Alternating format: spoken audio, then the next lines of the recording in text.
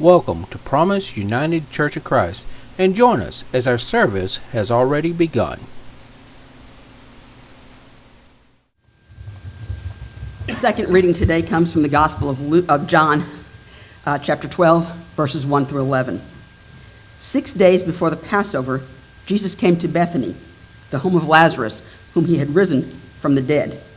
There they gave a dinner for him. Martha served, and Lazarus was one of those at the table with him. Mary took a pound of costly perfume made of pure nard, anointed Jesus' feet, and wiped them with her hair. The house was filled with the fragrance of the perfume. But Judas Iscariot, one of the disciples, the one who was about to betray him, said, "Why was this perfume not sold for 300 denarii and the money given to the poor?" He said this not because he cared about the poor, but because he was a thief. He kept the common purse and used to steal what was put into it. Jesus said, "Leave her alone. She bought it so that she might keep it for the day of my burial. You always have the poor with you, but you do not always have me." When the great crowd of the Jews learned that he was there, they came not only because of Jesus, but also to see Lazarus, whom he had raised from the dead. So the chief priests planned to put Lazarus to death as well, since it was on account of him that many of the Jews were deserting and were believing in Jesus. I don't know if you've noticed, but there's a booming market for perfumes and colognes and even air fresheners. One of those air fresheners on the market claims to eliminate odors, not just to mask them. We like things that smell good. There's nothing quite like the smell of fresh baked bread or the apple pie in the oven or the Sunday roast that is baked while we were at church. Back in the day, we did that kind of thing. It was good when church didn't last too long, because the roast could be pretty dry by the time we got home if it did. The smell of chocolate chip cookies cooling down on the kitchen counter will stop kids in their tracks in a heartbeat and beckon them to the kitchen with eager appetites. Works for me too. In today's gospel reading, there is an element of it that is a good product placement. It is a perfume that Mary had purchased specifically for Jesus' burial. This perfume was made of pure nard, and it wasn't cheap. You see, that nard was imported from the Himalayan mountains, the scholars tell us. So when she purchased it, she spent around 300 denarii, according to what the text tells us. You say, okay, what's that? How much is that? Well, in a laborer's wages in that day, that amounted to a year's worth of wages. That was no small investment on her part. What does that gift from Mary say about her relationship to Jesus? One might reasonably think that she surely loved Jesus in order to buy such a thing at such a cost. Never mind it was purchased for his burial. I mean, if you got something that had been purchased for your burial and it was presented to you now, might you have questions about what's next? Why are you giving this to me now? She may have purchased it for such a time, but she used it in this reading when Jesus came to visit with Martha and Mary and Lazarus. You remember Lazarus, don't you? He was the one who was buried and wrapped in linens, and Jesus wept and came and called him forth from his burial site. And when Jesus raised Lazarus from the dead, it was said of Lazarus, he stinketh. only the King James does those two words justice. It lacks something when you say he stinks. But he stinketh. Now that is really something to be aware of and wonder about. That said, we might ask then, since Mary had purchased this perfume for Jesus' burial, did they not use any on Lazarus? Because although the stink would still be there, the perfume would not eliminate it, but would cover it. And it would permeate the whole tomb. So apparently, that wasn't used for Lazarus. But if it is used in someone like Jesus for his burial, then does that perfume conjure up pleasant and beautiful things and images in one's mind? Or did it through custom come to be associated with death itself? You ever had a fragrance like that reminded you of something that wasn't particularly pleasant? Even though the fragrance itself was good? Well, fragrance might be sweet and wonderful to smell, but if it's always associated with something awful, it will bring to mind the awful things, even though the smell is pretty.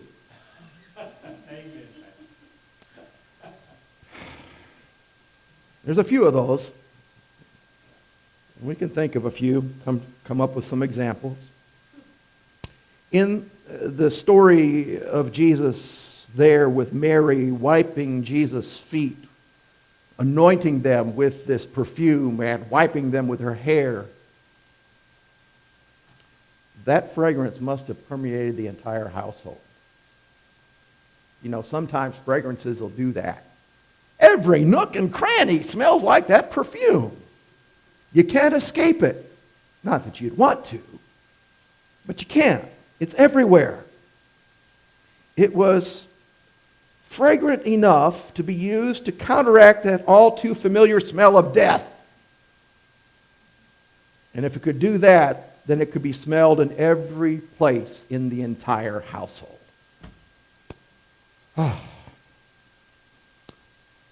So, that perfume may have brought Mary's love and Jesus' love poured out in his death on the cross together.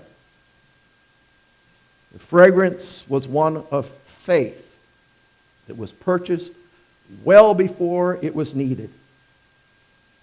But at some level, Mary may have known that it would be needed. Perhaps. She might not, even in her faith, she might not have known when or why. But maybe the Spirit led her to purchase it. Amen. Something in her nudged her to go ahead and make this extravagant purchase for Jesus, for his burial. It's not the kind of story that you go with bragging rights to your friends and family, and certainly not to Jesus' immediate family, saying, "Oh, I've purchased the perfume for his burial." Don't be talking about it. We don't want you bringing it on. We don't want you making it happen before it's time. Ooh, kind of gives you goosebumps even thinking about it. We're not comfortable talking about those kinds of things. And so sometimes it's easy to kind of gloss over and take that which smells awful and put a lot of fragrance into it to cover it up. And we sometimes do that with death. I mean, my goodness, you have crosses that are made to look beautiful and golden and shiny and pretty, even with lots of jewels on them sometimes. When in reality, it was an instrument of death that nobody would want to celebrate. Amen. But we make it pretty. Perhaps because we have struggled with that all too familiar smell of death. In reality, It is because we know what that kind of a smell is. We know what kind of a stench that is. We know what kind of an awful thing that was. That makes it all the more glorious. That makes the fragrance of that act smell sweet in our nostrils. And ascending to heaven like incense burned in a sanctuary. Our prayers rise before God like incense. And so does that fragrance of that gift of love that Jesus made for all of us upon the cross. So today, we might ask then what the fragrance of faith is for us. What is a fragrance of faith for you? We might have difficulties describing what it would look like. Can we describe what it would smell like? What that fragrance would be? What that sweet aroma would be? What is it that we think today in our work, in what we do for Christ, would somehow bring a fragrant aroma to God? What might that be? Is there something that, like the chocolate chip cookies coming fresh from the oven, will stop us in our tracks and draw us close with an appetite for more? And if there is, what might that be? Judas, in today's text, had other things in mind rather than simply anointing Jesus' feet with this costly oil, this costly perfume. Now, we don't know if he simply didn't like the smell that he smelled. Not everybody likes the same fragrances. But maybe the perfume for burial reminded him that his own source of cooked books had its own smell and would come to an end. He wasn't baking cookies, he was cooking the books and pocketing the money. Maybe when he smelled that perfume, it foretold the burial, and that he knew that that would be an end to his work and source of income from stealing from the ministry of Christ. So, with whatever motivations he had, probably mixed, he chastised the extravagance, saying that this perfume's value in cold cash could have been given to the poor. He wasn't concerned about the poor. The truth is that an extravagant gift of love and helping the poor needn't be mutually exclusive. An extravagant gift of love and helping those who aren't able to help themselves should be a worthy goal that are part of the same thing. That doesn't mean that the existence of people who are needy or people who have no voice in our culture today, or those who are victims of violence in our culture today, or any of those others who may be in a list of those that the churches around the world aren't particularly comfortable having in their sanctuaries. But somehow that extravagant gift of love and the aroma of it enters into those places and with those people as the good work of Christ is done through us for each of them. In fact, it is Christ's extravagant gift of love upon the cross, that instrument of death. But it's his extravagant gift of love upon that cross that brings the fragrance of love and faith and service together and to our senses. So that with our mind and our senses and our spirit, we engage in the work that Christ came to do, lifting up the brokenhearted, healing the sick, helping those who are imprisoned to be set free, helping the oppressed to hear good news. Motivated by that fragrance of faith, may we bring a breath of fresh air to the world today the world in which we live, the world in which we show Christ's love. Amen. You have been listening to Pastor Jon Haack of Promise United Church of Christ. The church is located at 2527 West Colorado Boulevard in Dallas, Texas. We'd love to have you stop by and visit with us. The church services start at 10:30 a.m. every Sunday morning, and as always, everyone is welcome at Promise United Church of Christ. See you.